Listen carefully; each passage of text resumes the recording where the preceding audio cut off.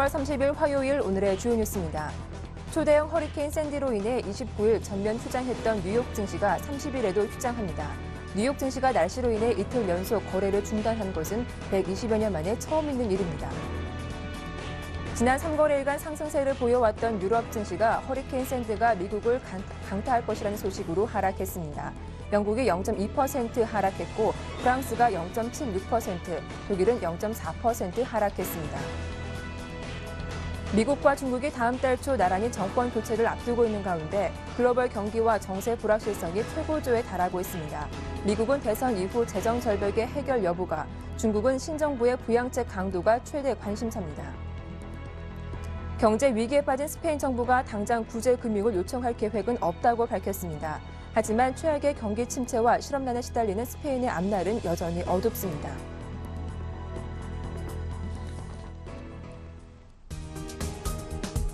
안녕하세요. 굿모닝 대박 예감 박미라입니다. 현재 허리케인 샌디 영향으로 뉴욕을 포함한 동부 7개 주의 전기 공급이 끊긴 상태입니다. 샌디의 위력이 카트리나를 초월할 거라는 경고도 나오고 있죠. 때문에 뉴욕 증시가 내일까지 휴장에 들어가게 됐습니다. 그에 앞서 마감한 유럽 증시 또한 대체로 하락세를 보여왔죠. 이 시장을 이끌 모멘텀이 부재한 상황에서 허리케인 샌디 위력이 과연 국내 증시에 어떤 영향을 주게 될지 잠시 후 전문가와 함께 자세한 대응 전략 살펴봐 드리겠습니다. 자, 굿모닝 대박 예감 2부 순서 지금 바로 시작합니다.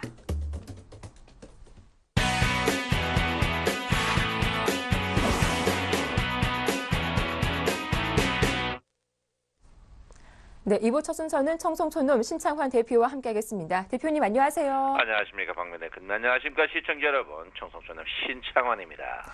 예, 간밤 뉴욕 증시는 허리케인 영향으로 휴장했습니다. 전반적으로 투자 심리가 많이 위축된 모습인데요. 어제 코스피 지수가 120선 내주기도 했고요. 오늘도 여전히 저점 매수 가능할까요?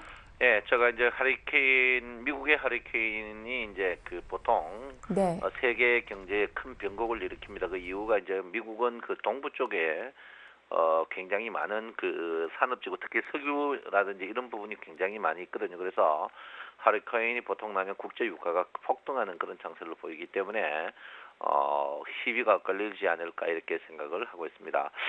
제가 여러분에게 누차 말씀드렸지만 이번 장세는 제가 1885포인트에서 저점에 매수를 해라고 했는데 정확히 어제 0.5 정도밖에 틀리지 않는 1885 저점 매수에서 주가가 어제도 이제 보면 큰 폭의 하루에 일교차가 있었습니다. 그래서 여러분 보시면 하루에 20포인트까지 움직이죠. 20포인트는 짧은 방망이를 쥐고 휘둘러야 된다 이렇게 말씀드렸는데요. 제가 볼 때는 오늘도 마찬가지입니다. 짧은 방망이를 갖고 휘둘러야 된다 이렇게 보는데 특히 주가가 이제 하락폭에 이제 상승폭에 이제 50%라든지 상승폭에 25%라든지 상승폭에 75% 보통 조정받는 이런 경우는요. 불변이기 때문에 그러니까 정수가 아니고 이제 좀 불정수기 때문에 여러분께서는 지금 이럴 때에서는 너무 위축되지 말고 방망이를 짧게 잡고 짚고 흔들어야 된다 이렇게 볼 수 있겠습니다. 그래서 언뜻 보면 121일평 301호 하방 이탈했으니까 위기를 느낄 가능성이 있습니다만은 일단 제가 볼 때는 일단 주가가 여러분 보다시피 일단 방망이를 계속 짧게 들어야 되고 특히 오늘은 여러분 보다시피 60일, 20일 이평이 데드크로스입니다. 60일, 20일 데드크로스가 났다는 것은 최근에 주가가 굉장히 빠른 속도로 많이 빠졌다 이렇게 볼 수 있기 때문에 제가 볼 때는 주가는 서서히 1885 2포인트에서 지지를 조금 받고 어느 정도는 반등하지 않을까 생각하는데 제가 볼 때는 일단 11일평 다이는 그날까지는 주가는 서서히 조금 반등할 걸로 저는 예상을 하고 있습니다. 그래서 제가 볼 때는 1885 이하 아래 제가 이제 방맹이를 계속 제가 이제 1900에서 저점에 사가 매도를 치라. 이제 1885에서 사가 매도를 치라. 인데 서서히 이제 제가 볼 때 1885 이하에서는 언제든지 매수가 장중 매매를 계속 하셔야 된다 이렇게 볼 수 있을 거예요. 제가 여러분에게 누차 말씀드립니다만 지금 장세가 페넌트형으로서 여러분을 거의 한마디로 피를 말르는 그런 장세를 계속 보이고 있는데 지금 3단 하락이거든요. 3단 하락이면 어느 정도로 완성이 되지 않았나 이렇게 보기 때문에 여러분께서는 지금 서서히 방망이를 짧게 잡고 계속 휘둘러야 된다 이렇게 볼 수가 있겠습니다. 자, 61일평이 이제 계속 이제 꼬리 61일평이 지지를 받고 있죠. 꼬리 61일평이 지지를 받고 있는데 61일평이 제가 볼 때 한 이틀 정도는 또 반등을 합니다. 이틀 정도는 반등하기 때문에 제가 볼 때는 일단 장 자체가 조금 안정을 취하지 않을까 이렇게 생각하는데요. 만약 여기서 주가가 떨어질 때 보통 21일평을 한번 다해가 죽음보에서 오는데 21일평 한 번도 안 다이는 죽음보에서 주가 떨어지기 때문에 제가 볼 때 주가는 21일평을 한 번은 꼭 다이는 그런 반등이 저는 나올 걸로 예상을 하고 있습니다. 전체적으로 장 자체가 좀 호락호락하지 않아요. 호락하지 않는데 일단 외국인의 선물, 외국인이 어제 제가 이제 외국인 선물 보세요 했는데 외국인이 2조까지 쳤다가 이제 5천억 정도 사넣을 때 주가가 굉장히 반등을 했거든요. 그래서 오늘 또 마찬가지입니다. 외국인의 선물을 여러분이 집중적으로 봐주셔야 된다 이렇게 보고요. 외국인의 선물이 계속 봐주셔야 된다 이 부분을 민감하게 봐야 됩니다. 그리고 원화가 참 심상치 않습니다만은 제가 볼 때는 1,100원 1,100원 이 환율이 조금 정상적인 환율이 아닌가. 그 사이에 우리가 환율이 너무 오버된 상태에서 했기 때문에 그렇지 않나 이렇게 생각합니다. 그래서 제가 볼 때는 환율은 제가 볼 때는 크게 개의치 안 하셔도 되지 않을까 생각하고요. 특히 외국인의 선물 부분을 여러분께서 계속 꼼꼼하게 좀 봐주실 필요가 있다 이렇게 볼 수 있겠습니다. 자, 지금 어제 가장 자동차 주식들이 직격탄을 많이 맞았는데요. 제가 볼 때는 자동차 주식들이 조금 억울한 면이 있습니다. 그렇지만 자동차 주식들이 국내 자동차라든지 또 해외 부분 이런 부분에서 자동차 주식들이 굉장히 이제 직격탄을 맞는데 제가 볼 때는 자동차 주식들이 글쎄요 지금 떨어지는 건 조금 과하지 않나 이렇게 생각합니다. 그래서 제가 이제 4일 전에 제일 바닥에서 사가지고 여러분 자동차 주식을 단타 칠 날입니다라고 해가지고 큰 폭의 수익을 받는 오늘 또 마찬가지로 자동차주를 저점에 매수하는 그런 포인트가 아닌가 이렇게 생각하는데 물론 자동차의 희비가 물론 안 좋습니다만은 그러나 지금 산업 전반으로 봐서 자동차만 한 데도 없다 이렇게 볼 수 있겠습니다. 그래서 제가 볼 때는 자동차주를 오늘 정도는 좀 관심을 가져야 되는 타임이 아닌가. 관심이라 해도 짧은 방망이를 치셔야 된다 이렇게 제가 분명히 말씀을 드리겠습니다. 자, 일목균형표로 봐서는 후행 스팬이 있는 스팬1에서 저항이 있고요. 일단 제가 누차 이야기했죠. 선행 스팬2에서 지지를 받을 것이다. 선행 스팬2에서 지지를 받을 것이라는 것은 제가 이미 한 달 전에 이야기를 했습니다. 그래서 수익을 말하다 여러분 꼭 보셔야 돼요. 수익을 말하다 다시 보기에 보면 서울센티빅 인터넷 방송으로 쳐가지고 수익을 말하다를 꼭 보셔야 되는데 거기에 수익을 말하다에 제가 분명히 말씀드려요. 선행 스팬2의 강력한 지지를 받을 것이다. 지금 선행 스팬2에서 강력한 지지를 받고 있습니다. 그래서 제가 볼 때 선행 스팬2의 강력한 지지를 받는다는 것은 주가 자체가 서서히 조금 진정 국면에 곧 들어설 것이다 이렇게 보고 있고요. 지금 그리고 DMI하고 ADX를 보면 DMI가 ADX를 하방 이탈하는 부분이 있습니다. 이 부분이 서서히 주가가 안정되는 그런 부분이 아닌가 이렇게 생각하고 있기 때문에 지금 자리에서는 여러분께서 짧은 방망이는 계속 나올 것이다 이렇게 제가 분명히 말씀을 드리겠습니다. 선물이 참 요즘 중요하죠. 선물 안 배우면 안 됩니다. 저 센티비아 곧 이제 선물 특별 강좌를 할 것 같은데요.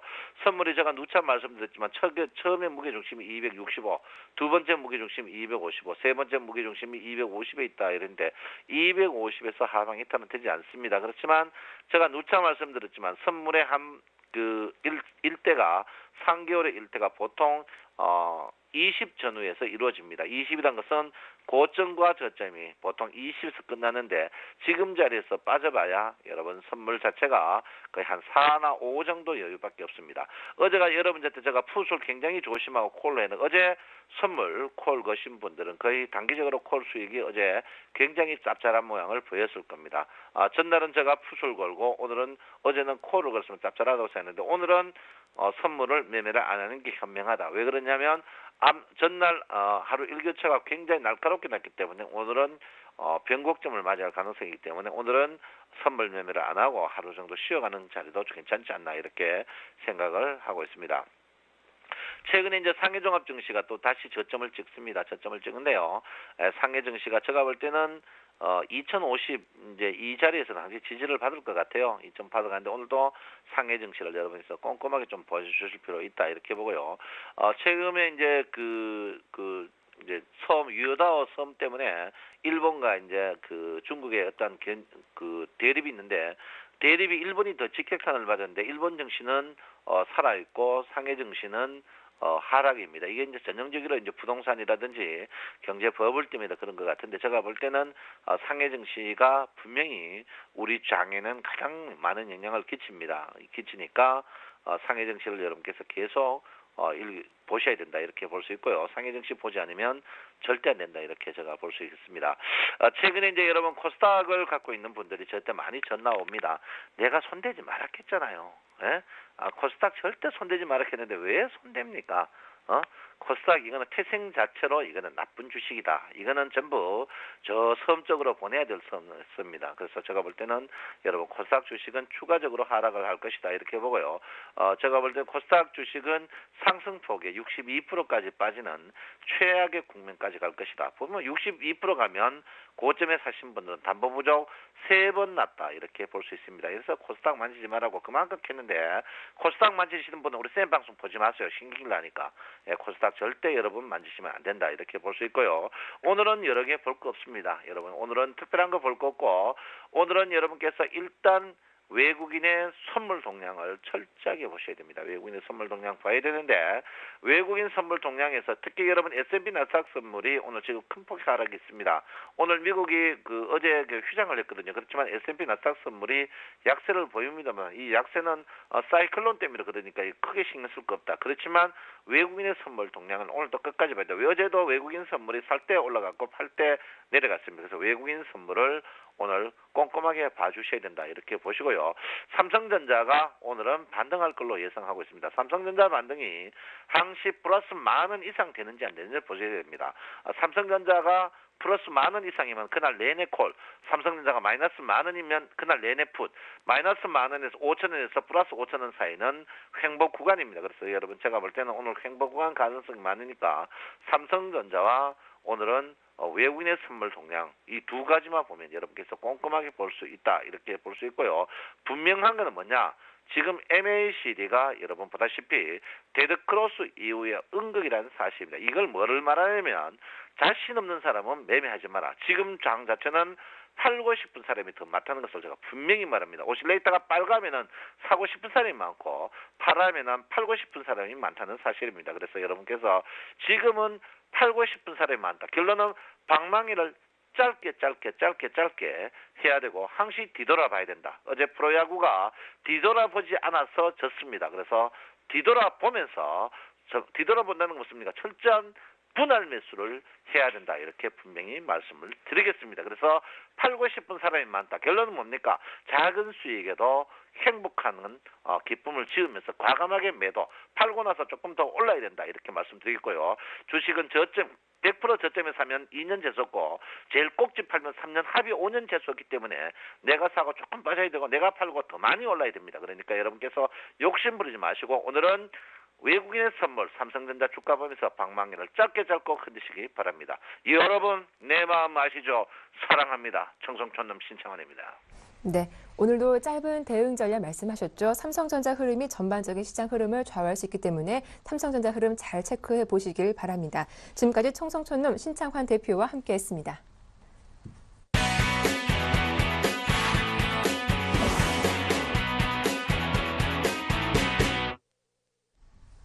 네, 오늘장 유망 업종과 종목도 확인해 보겠습니다. 샘플러스 최병권 전문위원과 함께하죠. 안녕하세요. 네, 안녕하세요. 예, 먼저 오늘 AS 받아볼 종목은 유진기업입니다. 저희가 지난 10월 25일 추천받은 종목이기도 한데요. 어제 장 초반에 상한가 진입했다가 12시를 기점으로 상승폭이 많이 꺾였더라고요. AS 좀 해주시죠. 예, 요즘 장이 참 어렵습니다. 네. 주가가 유지를 잘 못합니다. 상승이 나왔다고 하더라도 그것이 이제 매도 물량에 밀려서 흩어지거나 아니면은 또 주 매수 주체들이 주식을 짧게 치고받는 바람에 주가가 다시 밀려버리는 경우가 많은데요. 유진기업 같은 경우에도 역시 예상대로 그 공정위원회에서 하이마트의 매각에 대한 승인을 했습니다. 그래서 네. 결국 어제 주가 급변동이 나왔는데요. 소개를 드리던 날 그 앞전에 주가가 강하게 반등 포인트가 좀 잡히면서 거래가 터졌습니다. 그래서 그때는 아무런 내용이 없었지만은 유진기업이 지금 현재 주가가 움직일 수 있는 모멘텀은 하이마트에 대한 인수 가능성, 이것이 이제 승인이 안 나가지고 시간을 질질 끌어왔었는데 그것이 났을 가능성이 높다. 해서 주가가 움직였을 가능성이 크다라고 해서 제가 그날 소개를 드린 것이거든요. 네. 실제로 보면은 그 정보가 새 나오기 시작한 것은 10월 24일 날 오전입니다. 그리고 또 주가의 흐름을 자세히 보면은 10월 23일 날 장 마감쯤에도 이미 주가가 약간씩 움직임을 보였었습니다. 그래서 실제로 공정위에서 하이마트 매각을 승인했다는 것은 어제 뉴스가 다 나왔었거든요. 네. 그래서 결론적으로 우리 개인 투자자들이 접하는 이 정보라는 것이 부지런하다라고만 해서 해결이 날 수 있는 부분이 아니다라는 것이죠. 그래서 그 어쩔 수 없이 발생할 수밖에 없는 이런 정보의 괴리 이런 부분들을 이런 것들 때문에 투자에서 항상 불리한 게임을 하게 될 수밖에 없는데요. 그것을 극복하는 것이 결국은 이제 주가의 움직임을 분석하는 차트 분석이나 아니면 차트에 따라서 수급이 움직이는 것을 파악하는 방법밖에 없습니다. 그래서 실제로 저 같은 경우에도 지금 이 상황을 보시면은 그렇게 됐을 가능성이 높다라고 하니까 실제로 나오지 않습니까? 그래서 이런 부분들을 우리 투자자들께서 잘 이용을 하셔야 될 것 같고요. 네. 어쨌든 뭐 결론으로 돌아와서 그 지금 현재 주가가 3,500원까지 상승을 했습니다만은 그 이상 넘어가지 못하고 다시 보합권까지 밀려버렸는데 일단 오늘 출발이 상당히 중요할 것 같습니다. 그래서 오늘 출발이 크게 약하지 않고 다시 갭상승을 하는 형태라면은 네. 지금 현재 하이마트를 매각하고 나온 자금이 약 6,500억 정도 됩니다. 그래서 현재 유진기업이 갖고 있는 부채가 1조 1천억 정도 되기 때문에 그 1조 1천억에서 상당히 많은 부분을 해소시킬 수 있어서 네. 재무 건전성에 많이 도움이 될 것으로 판단을 하고 있습니다. 그래서 그런 경우라면은 주가의 상승이 좀 더 나올 수도 있다라고 판단을 하고 있어요. 그래서 어제 비록 밀리긴 했지만은 오늘 크게 개파락을 하지 않는다면은 네. 주가 상승이 예상된다라고 볼 수 있겠고요. 또 오히려 주가가 이렇게 밀려나는 타이밍이 나왔기 때문에 못 사신 분들은 매수를 할 수 있는 기회로 또 삼을 수 있지 않겠나 뭐 이렇게 판단을 하고 있습니다. 그래서 좀 더 보유를 하시는 쪽으로 그렇게 방향을 잡겠습니다. 네, 이렇게 유진기업 AS 살펴봐 드렸습니다. 다음으로 오늘 어느 업종 관심을 가져봐야 할지 들어볼 차례인데요. 어제는 낙폭 과대 업종 한번 살펴보자라고 말씀하셨잖아요. 오늘도 마찬가지인가요? 그렇습니다. 어제 같은 네. 경우에 이제 낙폭 과대이기 때문에 주식을 낙폭 과대 업종으로 매수를 좀 해보자라는 얘기를 드리고 이제 윌비스를 소개를 드렸는데 네. 윌비스 같은 경우는 어제 주가가 더 빠지진 않았습니다. 그렇지만은 이제 전체적으로 시장이 코스닥 시장 같은 경우에 특히 어제도 주가가 한 번 더 급락을 하면서 상황을 굉장히 악화시키는 모습이었거든요. 지수가 실제적으로 3일 연속으로 급락을 하면서 네. 약 6.5% 정도, 3일간 6.5% 정도 하락을 했습니다. 지수가 6.5%면은 종목은 안 봐도 불을 보듯 뻔한 상황인데 사실은 이것이 하락 나오는 흐름 자체가 좀 어거지가 있다라는 것이죠. 물론 뭐 해외 증시의 악화라든지 그다음에 환율 하락이라든지 또 그밖에 뭐 여러 가지 다른 악재 요소들이 있기 때문에 주가의 하락을 불러일으킨다라고 할 수도 있겠지만은 그러기에는 좀 억지성이 있다라는 것이죠. 그것을 말씀드리는 가장 큰 이유는 지금 최근 3일간의 하락을 보시면은 외국인이든 기관이든 어떤 특정 매도 주체가 집중적으로 주식을 팔아치워서 주가를 끌고 내려갔습니다. 특히 거래소보다는 코스닥 시장에서 그런 모습이 더 많이 보이는데요. 하지만은 상승 출발을 늘 했습니다. 즉 25일 날도 그렇고 26일 날도 그렇고 27일 날, 29일 날도 그렇고 주가가 항상 상승 출발을 해서 주가가 급락하는 형태로 갔거든요. 그것은 실제로 해외 증시가 미치는 영향이라든지 아니면은 그 장 시작 전에 어떤 심리 자체는 그렇게 나쁘지 않다라는 것입니다. 그래서 출발을 반전 시도를 하고 출발을 했는데 그것을 이제 매도가 나와서 억지로 밀어붙이는 형태의 대응이 항상 나왔거든요. 그래서 제가 볼 때는 이 시장 자체가 지금은 과매도 영역이다. 따라서 좀 더 하락을 했더라도 저가 매수에 계속 적극적으로 나서야 된다는 입장인 것이고 또 지금 같은 이런 대응이 나오는 가장 큰 요인으로 제가 꼽고 있는 중에 하나가 공매도입니다. 지금 현재로서는 항상 시장이 하락할 때 문제점이 되고 있는 것이 공매도인데 정부나 금융감독원에서 항상 공매도에 대한 제한 조치라든지 규제라든지 이런 것들을 늘 그 정책을 발표해 왔었습니다. 하지만은 실효성에 의문이 계속 가는 것이 사실이고 또 시장이 약세를 탈 때마다 그 악재라든지 상황이라든지 이런 것들을 계속 너무 좀 과하게 부풀려서 하락을 과하게 부추긴다는 얘기가 늘 있는 것이 사실이고요. 이것은 비단 뭐 거래소 시장이든 코스닥 시장이든 가릴 거 없이 중대형주도 지금 현재로서는 뭐 일반적인 수급을 안 따르고 3, 4개월씩 연속으로 5일선이나 20일선 타고 내려온다든지 이런 식의 진행들이 많기 때문에 이런 부분들이 좀 해소가 돼야 될 것이다라고 생각을 하고 있고요. 어찌됐든 이런 요소들 때문에 낙폭 과대 반등 포인트가 나올 것으로 생각을 하고 있습니다. 어제도 또 추가로 떨어졌지만은 여기서는 물러서지 말고 대처를 해 나가는 것이 좋다. 이렇게 판단을 하고 있습니다. 네. 자, 그렇다면 오늘의 관심 종목은 또 어느 종목인지 들어봐야 할 것 같은데 어떤 종목 갖고 오셨습니까? 네, 뭐 오늘은 사실상 종목들이 거의 다 매수에 해당된다라고 볼 수 있는데요. 네. 뭐 굳이 꼽으라면 이제 최근 들어서 그 하락이 좀 많이 강하게 나왔던 RNL 바이오를 한번 꼽아드리고 싶습니다. RNL 바이오도 지금 현재로서는 그 수급 자체는 별로 변동이 없습니다. 외국인이나 기관들의 대응은 크게 변동이 없는데 최근에 뭐 신주 인수권부 사채 그 만기 도래가 돼가지고 신주가 등록되는 거 하고 그다음에 또 앞서 말씀드렸던 대로 공매도 대응 같은 부분들이 좀 있다라고 판단을 하고 있습니다. 그래서 9월 26일 날부터 지금까지 그냥 어영부영 연속으로 많이 내려온 상태입니다. 사실은 우리가 이제 좀 덩치가 큰 주식은 보통 한 30% 정도, 그 다음에 테마 종목군들 같은 경우는 한 40에서 50% 정도를 일반적으로 한 마디의 조정 폭으로 생각을 하고 있습니다. 대부분 그 정도 선에서 반전 시도가 많이 나오는데 이 RNL 바이오 같은 경우도 현재 상황을 보면은 약 30% 정도 지금 조정을 받은 상태고 중간에 이렇다 할 반등이 없었습니다. 따라서 이런 경우에는 반전을 노리고 매수 타이밍을 노려볼 수 있고요. 또 앞서도 말씀드렸지만은 매도가 지속적으로 계속 나왔기 때문에 한번 매수가 확 들어오면은 순간적인 반등이 상당히 강합니다. 그리고 또 뭐 실제로 공매도 대응이 있다면은 그것에 대한 환매수가 들어오기 때문에 거기다 더 힘을 실어주게 되고요. 그래서 현재로서는 그런 부분들이 메리트가 있다라고 판단되기 때문에 매수 타이밍 잡아보실 수 있고요. 매수가는 3,860원, 현재가에서 3,950원까지 분할로 공략을 하시도록 하고요. 목표가는 우선 저항 라인인 4,500원까지 단기로만 보겠습니다. 그리고 손절가는 반전하기 전에는 아직까지 없습니다. 저가 매수를 계속 하셔도 되고요. 네. 반전이 나오고 난 다음에 다시 3,500원을 깨면은 그때는 반드시 손절매를 해주시는 쪽으로 그렇게 말씀드리겠습니다. 네, 그동안 지속적으로 하락세가 나왔던 RNL 바이오 오늘 관심 종목으로 접근해보자라는 말씀 해주셨습니다. 지금까지 샘플러스 최병권 전문위원과 함께했습니다. 도움 말씀 고맙습니다. 네, 감사합니다.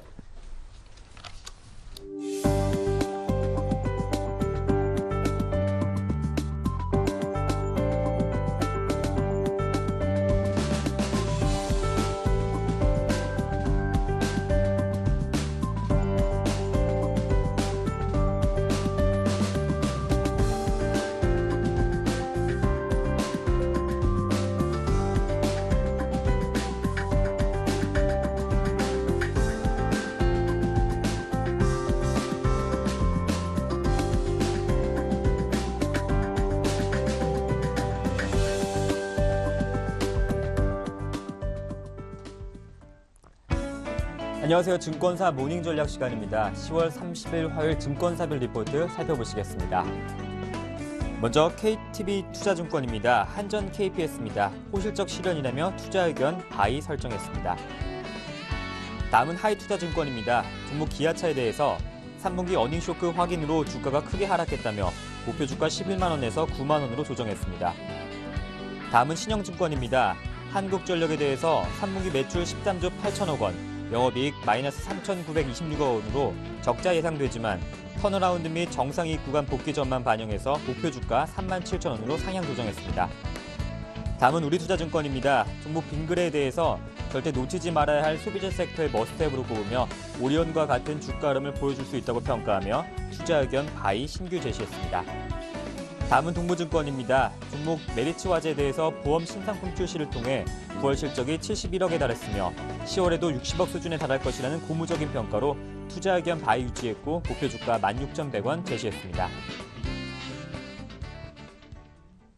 네, 지금까지 증권사별 리포트 살펴봤습니다. KTB 투자증권 연결해서 오늘장 전략과 또 신규 편입 종목에 대해서 자세한 이야기 나눠보겠습니다. KTB 투자증권 김근호 과장님 안녕하십니까? 네, 안녕하십니까? 네, 오늘장 전략 세워주시죠. 네, 일단 뭐 지수에 대해서 굉장히 좀 궁금해 하시는 분들이 많으실 거라고 좀 생각이 드는데, 일단 코스피 같은 경우에는 뭐 일봉상으로 뭐 121선이 좀 대롱대롱 걸려 있는 모습, 일단 여기서 좀 반등이 나와줘야 되는 것 아닌가라는 약간 좀 우려 섞인 의견을 좀 드리고 싶고요. 만약 여기서 좀 더 무너진다면 2차적으로는 한 1880포인트에서 70포인트대 라는 생각이 좀 들고, 그마저도 좀 무너진다면 좀 지수가 빠르게 하강할 수 있는 어떤 부분들은 있다. 그러니까 1800포인트 선도 조금은 감내를 하실 수 있는 어떤 마음적인 버퍼를 좀 만들어 두시라는 말씀을 좀 드리고 싶고요.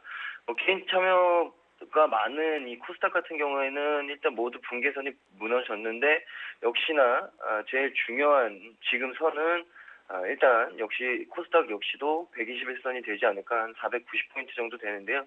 이 부분이 지지가 돼서 반등이 나오느냐 아니면 이 부분을 좀 깨느냐라는 중요한 기로에 놓여 있는데, 반등이 나오더라도 그저 리바운딩이라는 의미를 좀 두셔야지 추세가 다시 전환된다, 이 부분은 조금 기대를 버리시라는 말씀을 좀 드리고 싶습니다. 그것은 역시나 수급 주체 간의 눈치 보기가 굉장히 세졌는데요. 물론 전거래 같은 경우에는 기관 쪽에서 바스켓으로 좀 닿는 모습을 나왔는데 역시나 지수가 많이 빠진 상태였기 때문에 그런 것 같고요. 외국인 같은 경우에는 환율이 일단 원화 강세 쪽으로 지속적으로 좀 가고 있기 때문에 이런 부분들 감안했을 때 거기다 또 3분기 실적 그렇게 좋지 않고 4분기에도 그렇게 큰 기대 안 하고 있다.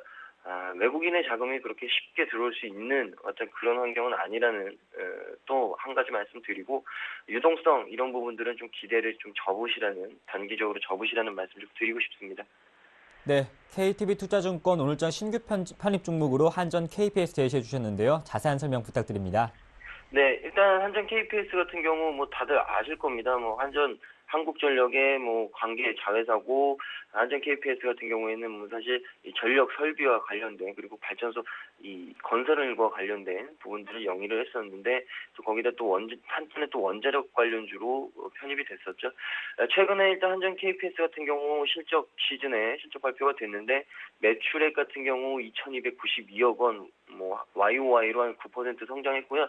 영업이익 같은 경우에는 233억 원 정도 시현을 했습니다. YOY로 한 62.5% 굉장히 좋은 실적 나타내줬고, 일단 당사 KTB투자증권에서 예상했던 예상치를 좀 상회했기 때문에 이 부분은 좀 긍정적으로 받아들여도 되지 않나. 그러나 역시나 예상치보다 하회를 했습니다. 그러니까 당사의 추정치와 시장 컨센서스보다 하회를 했다. 그 이유가 역시나 원전 부문 매출 쪽에서 하회가 됐고요.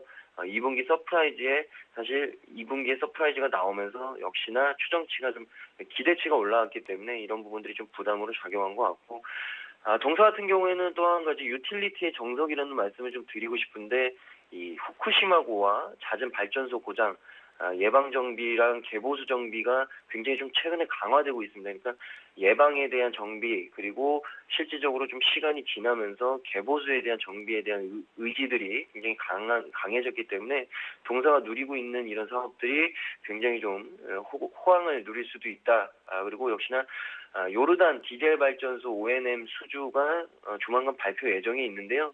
이 부분도 역시나 좀 긍정적으로 다가오고 있고, 해외 사업 쪽에서도 아직까지는 좀 긍정적인 시그널들이 보여주고 있다. 그러니까 역시나 해외 수주에 대한 기대감도 저버리면 안 된다라는 말씀 드리면서, 일단 바이 의견 추세적으로도 아직까지는 충분히 살아있다라는 의견을 좀 드리고 싶고, 목표 주가로는 단기적으로 7만 원 정도 제시를 해드리고요. 손절 라인을 좀 잡아드리면 53,000원 정도 이 하향 이탈을 하게 되면 이 부분은 조금 보수적으로 생각하시는 부분이 맞지 않을까. 그러니까 조금 더 기다렸다 다시 진입하는 구간을 사용하셔야 된다. 손절 라인은 한 53,000원 정도 제시를 해드리겠습니다. 네, 고맙습니다. 네, 감사합니다. 네, 지금까지 김근호 과장과 함께 KTB투자증권 오늘장 전략과 신규 편입 종목 함께 살펴봤습니다. 저는 내일 아침 뵙겠습니다.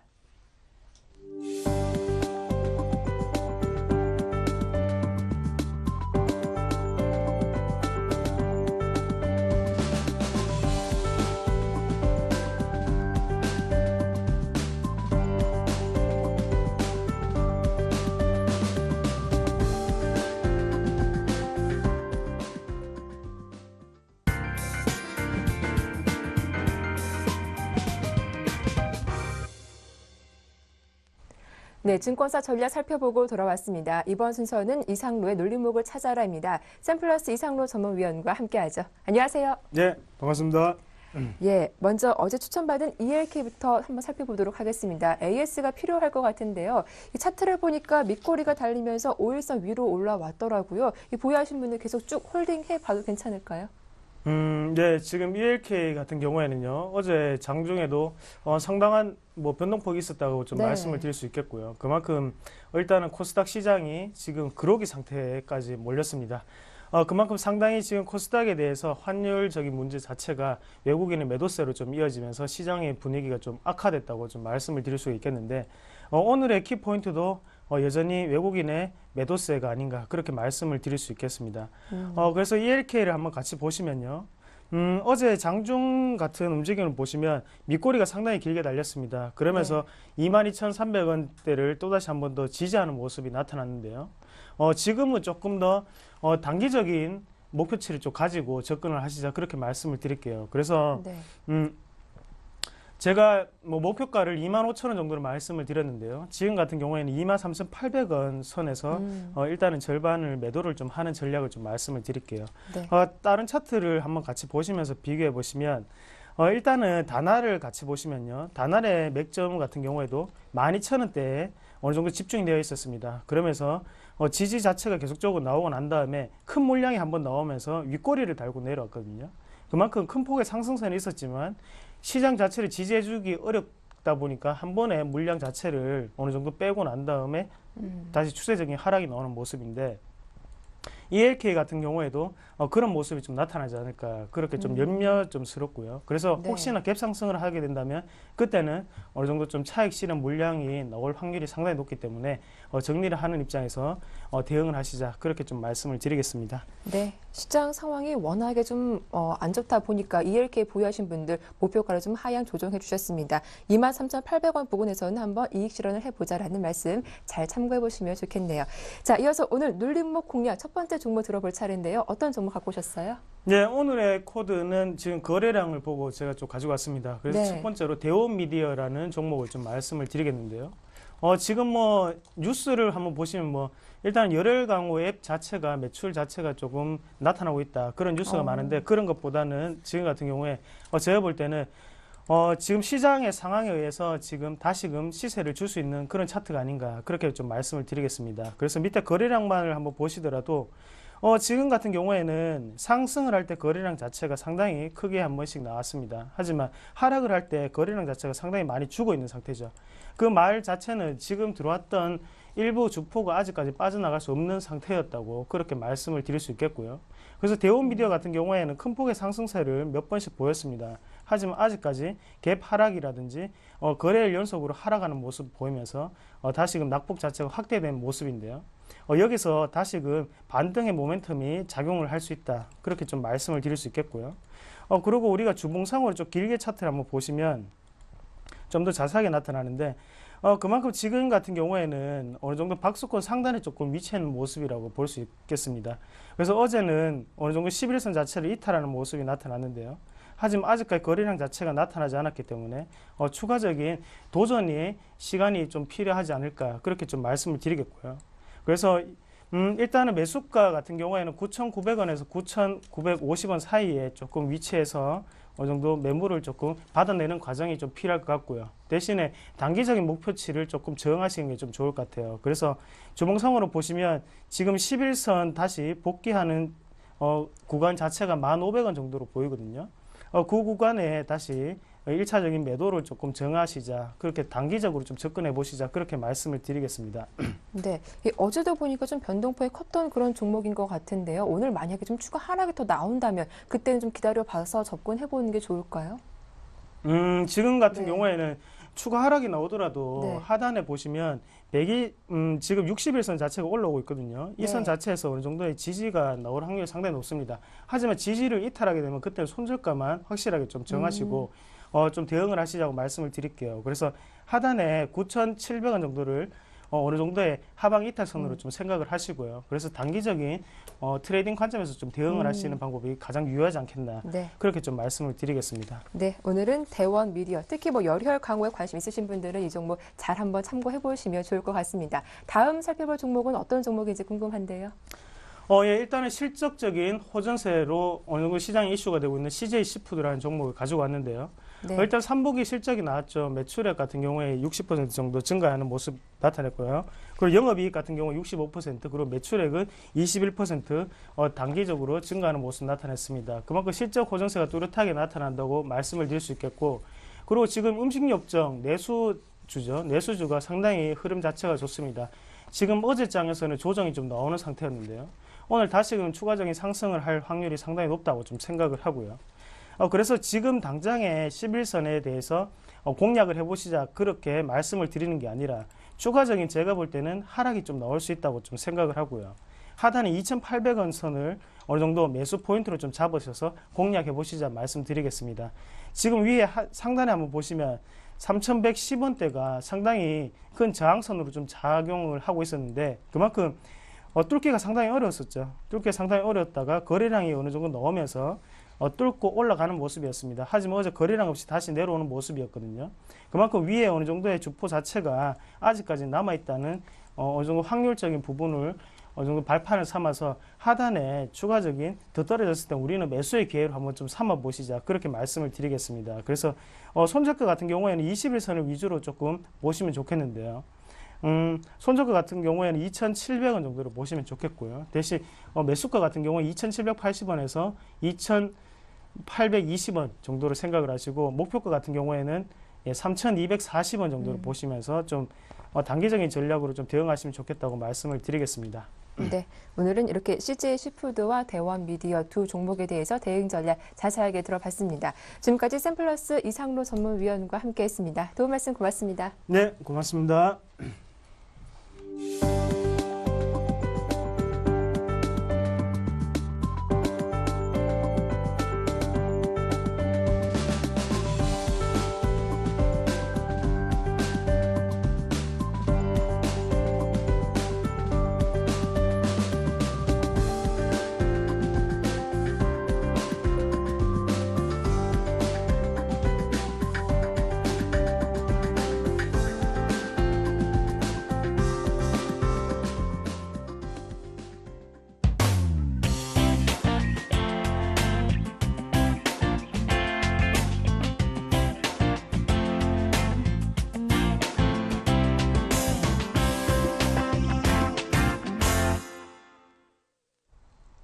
네, 청개구리 사단의 오늘장 대응 전략 시작합니다. 먼저 샘플러스 양순모 전문위원 만나보죠. 안녕하세요.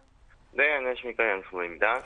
예, 간밤 뉴욕 증시는 현지 시간으로 30일까지 휴장에 들어갔습니다. 이 해외 모멘텀도 부재한 상황인데요. 오늘 국내 증시 체크 포인트는 어떤 것들이 있을까요? 네, 우선은 유럽 증시가 대체적으로 좀 하락을 한 모습입니다. 네. 지금 현재 기준으로 나스닥과 S&P 선물 기준으로 놓고 본다고 하더라도 좀 일단 낙폭이 좀 심한 모습인데요. 일단 미국 북동부에 초대형 허리케인이 상륙한다는 그 우려 속에 또 뉴욕 증시가 휴장인 것에 대해 아마 부담감을 좀 준 거인 것 같습니다. 또 여기에 이제 그 허리케인으로 인한 이제 보험주가 좀 약세를 보인 것도 이제 한몫을 했다라고 볼 수가 있을 것 같은데요.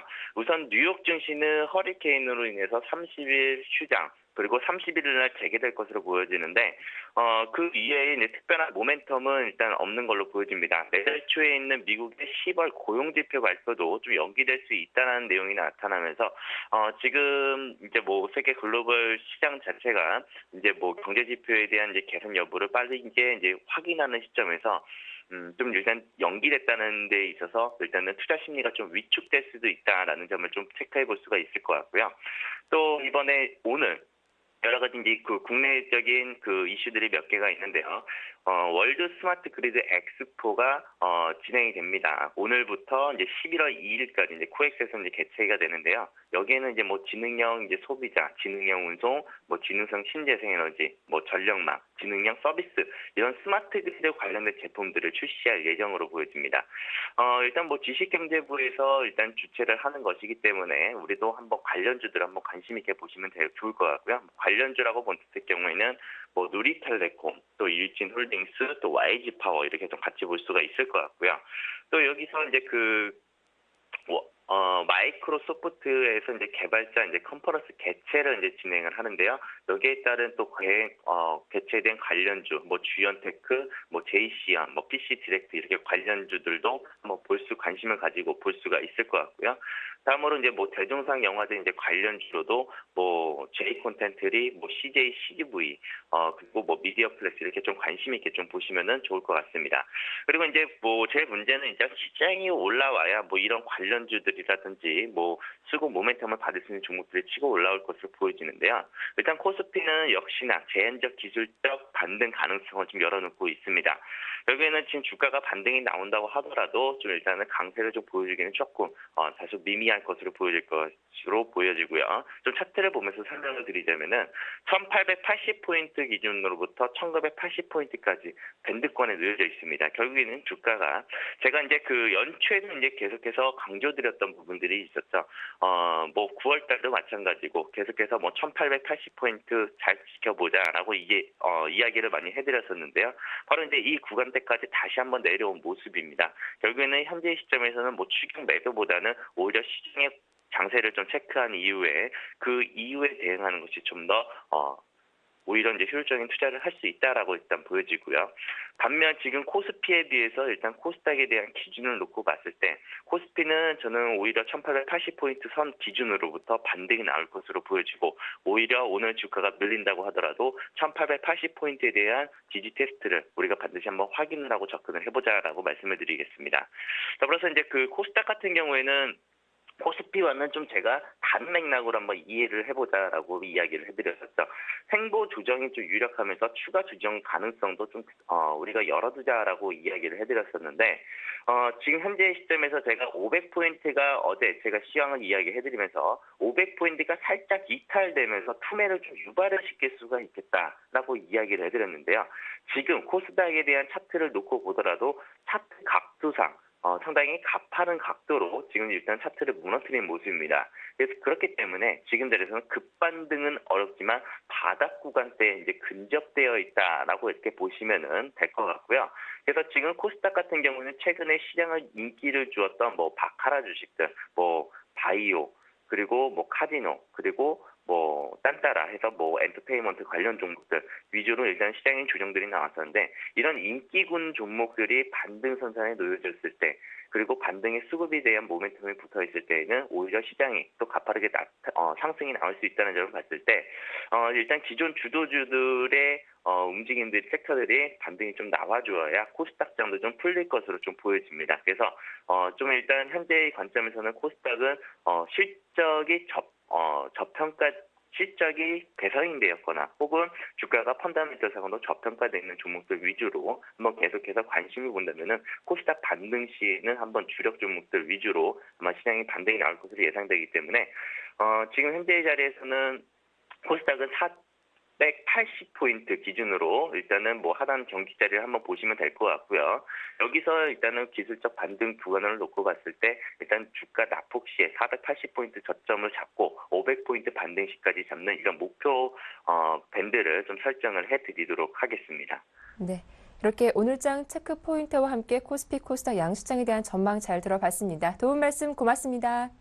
네, 감사합니다. 네, 이어서 샘플러스 이상원 전문위원 만나보죠. 안녕하세요. 네, 안녕하십니까. 예, 먼저 오늘장 수급 특징주부터 확인해 보겠습니다. 네, 오늘 제가 말씀드릴 종목은 그 한국사이버결제입니다. 네. 네, 한국사이버결제는 이제 국내 대표적인 전자결제 전문 업체인데요. 최근에 그 한국사이버결제 그 스마트폰을 이용한 그 전자결제 금액이 1,000억 원을 돌파했다는 소식이 나오고 있습니다. 매월 이제 평균 13%가량의 고성장세를 보이고 있기 때문에 좀 연말까지는 1,500억 원까지 돌파할 수 있을 것이라는 전망이 나오고 있고요. 현재 추세가 좀 PC, 이제 컴퓨터에서 이제 스마트폰 쪽으로, 핸드폰 쪽으로 옮겨오는 추세지만 아직 스마트폰 결제는 이제 큰 금액보다는 고액을 결제하기보다는 소셜 커머스나 이제 티켓 예매와 같은 소액 크지 않은 금액이 주를 이루고 있기 때문에 앞으로 점차 시장이 확대되면서 결제 상품의 다양화가 좀 이루어진다면 이 전자결제 관련주, 특히 좀 한국사이버 결제의 주가에도 좀 상당히 긍정적인 효과가 나타날 수 있을 것으로 보입니다. 또 수급적인 면을 살펴보면 그동안 상승 곡선을 그리는 동안에 이제 기관 쪽에서 특히 금융 투자 쪽에서 매수세가 들어오면서 상승하는 모습이었는데요.